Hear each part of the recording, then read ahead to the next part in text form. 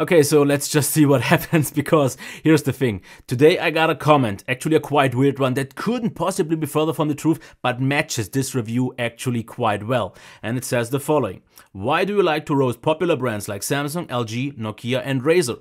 Hashtag Damir answers. And to me, this kind of makes it sound like I would enjoy handing out negative reviews, or if I would have some benefit off of that, which actually is the complete opposite, because if you see it actually real, a positive review gives you way more likes and also views, so it would benefit me. But that's simply not me. I can sugarcoat a review or a device, and I just can't say anything good about the phone that's not good, or any device in general. But you might ask yourself, why are you even telling me this? The answer is this. Honor told me that they are sending out the Honor 6A for me to review. Even though I didn't even request it, I always appreciate it if a brand wants to know my opinion. And what I did, after like 1 month, I told them I don't really have the time to review it and so on, and maybe I should actually skip this review because it won't be really all that positive, actually quite the contrary. But the answer that I got is actually one that I acknowledge a lot, and it was kind of like, we would like to do it anyways because the feedback would help us to improve. And I would really like to believe that my feedback would actually be considered as an improvement, which it definitely won't be. But here's the thing. They asked me for that, and this is exactly what I'm going to do. In this review, I'm going to tell you what's, in my opinion, just not that good, maybe wrong with the Honor 6A. Because you have to know one thing. This phone is focused towards like the younger generation, like mostly kids and so on, because it's marketed as the starter phone. But if this would have been actually my very first Android phone, I'm not quite sure I would get happily back to it. But let me try to explain why. Because, of course, this phone at just 135 euros, or maybe like 150 officially, of course, is a phone that you have to make compromise, because for 150 you can't expect a great phone. But I will consider this already, because just the build quality, I have to say, it's actually for this price really good, because it feels sturdy, it's quite solid, doesn't bend, nice metal back, and it feels good in the hand. The bezels are not overly huge or so, buttons, nice click, and so on. But already the first thing that I'm personally missing is any sort of like a fingerprint reader, because you might say kids don't need that, but I actually think kids should, because kids don't usually use pins or anything like that as a protection. But what kids do, and I definitely got that from a lot of parents, is they lose their phones quite often, so all your data could be at risk. So I think even a phone like this already should have a fingerprint reader, because it's not kind of like a privilege for all the higher end phones, because in this price range we have already seen phones with fingerprint readers. But other than that, everything is fine, because the buttons, like I said, are placed well. We have a headphone jack, of course, SD card and SIM card tray, micro USB, that's completely understandable. I don't expect it to have USB Type-C, of course, with the speaker, notification LEDs there and all that, with, of course, on-screen navigation buttons. So in this regard, I won't complain at all, but a fingerprint reader definitely would have been a nice thing. And also the display. I'm not gonna really complain about it, because we have all the nice settings, of course, eye comfort mode, brightness, color temperature is there. And it is an okay display. It is a 720p display. Don't expect too much of it. It is, of course, a little bit grainy by these days, but colors are a little bit muted. They could be a little bit more vibrant, but it totally gets the job done. Also, brightness and so on is fine. It totally matches the price range. I've already seen better phones in this price range, like for example on the Moto G5, but this is not yet the deal breaker. Now, what about the speaker?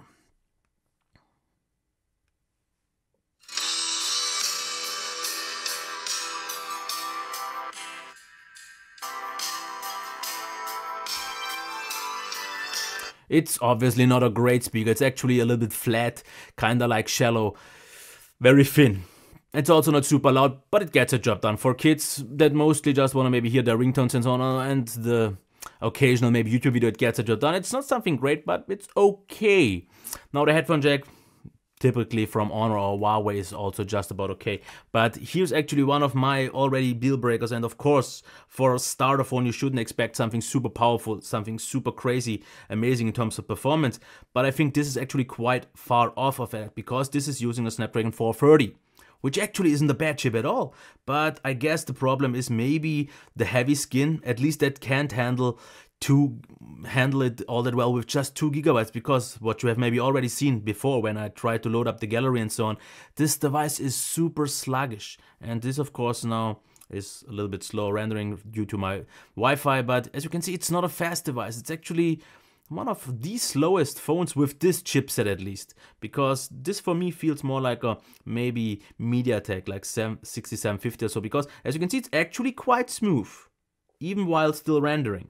And if we load up apps, you can see this is where it starts to get already a little bit annoying, because the load times are actually quite slow. And of course, now it actually doesn't even seem all that sluggish, because I didn't really use the apps. But believe me, if you use this phone for a few hours and you have loaded up the apps and actually used them, this device will not be as smooth anymore, but mostly just not as kind of responsive, because then sometimes it loads an app like 3 or 4 seconds and it gets kind of so sluggish.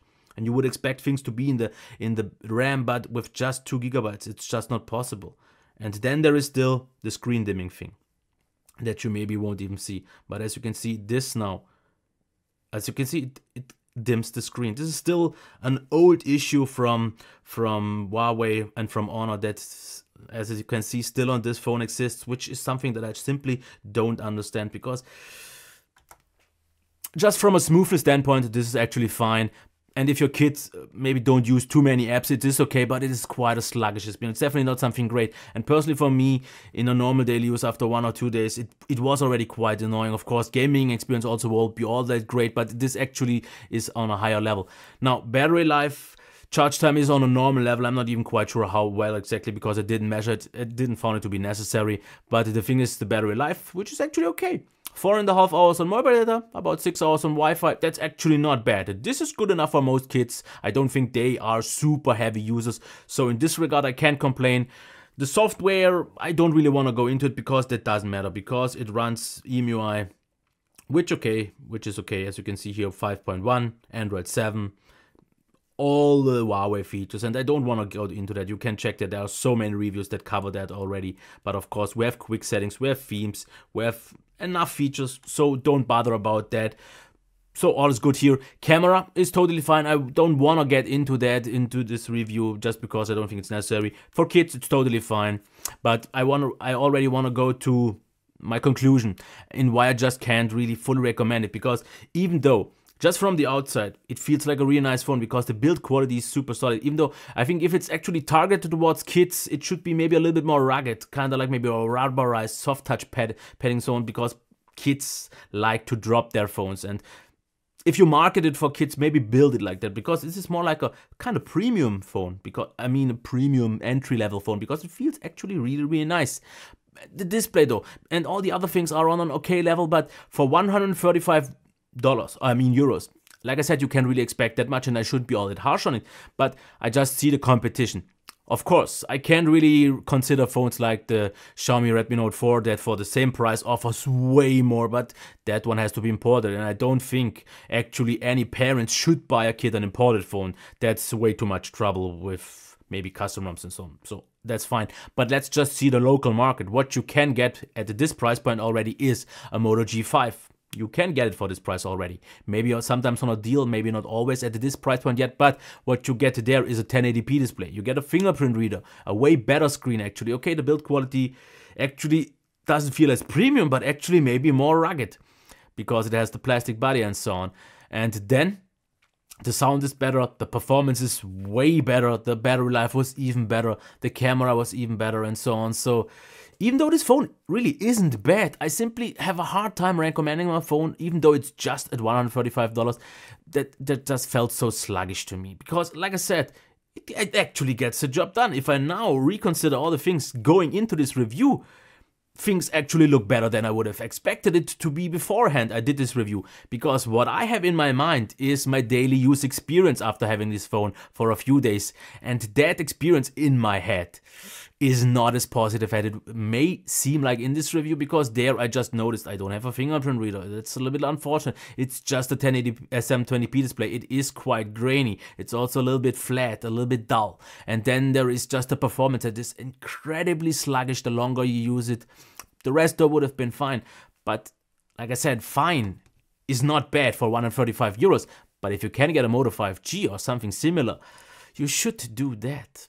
And that's where I want to end it. Like I said, I didn't mean any harm, but you wanted the feedback. If you want to improve things, Actually, maybe don't make it as premium, make it maybe more something rugged.